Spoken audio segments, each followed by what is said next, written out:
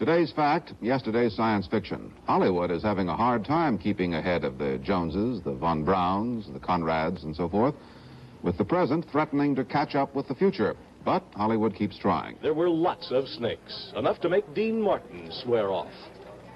Hissing and coiling all over their affectionate owners, pythons, boa constrictors, all auditioning for the science fiction movie Hiss, and looking, of course, for that first big break.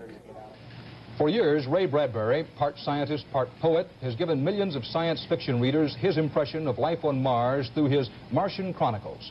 Today, Bradbury was at Mission Control for the Viking landing and celebrated its success with Project Scientist. I think the important thing to emphasize is this, that as of today, we have touched Mars.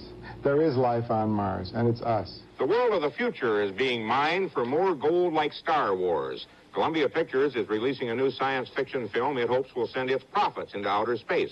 Science fiction hurtles our imaginations forward, out of this world and time. It takes the wonders that disappoint us now, and from them, it makes a universe that works. In the 1930s, Arthur C. Clarke, a writer of fiction, predicted man would one day reach the moon, and they called him a crackpot.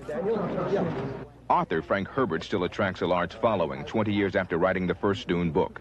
He says the movie has left the texture of his story intact. It does exactly what I set out to do in the original book. Some Dune fans say the idea of a movie is exciting.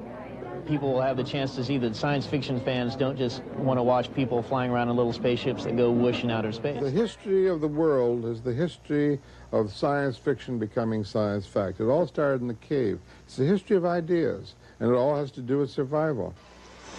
I want to report a wrongful arrest. If Ray Bradbury is right, which of our science fiction dreams and nightmares will come true? The world's most prolific science fiction writer has died. Isaac Asimov wrote more than 500 books, including the Foundation trilogy, which many readers think the best science fiction works ever.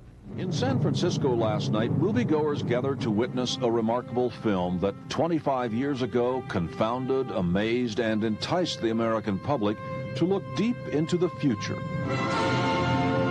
It was called 2001, A Space Odyssey. I think one of the most important things that 2001 did was to make people take space travel seriously. Well, back in 1968, film audiences were amazed by a science fiction movie and its non-human star. The star, a computer.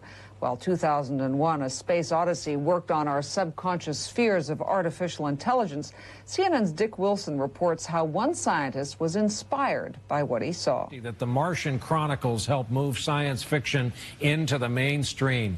It was followed by Fahrenheit 451, his masterpiece Cold War allegory that envisioned firefighters assigned to burn books.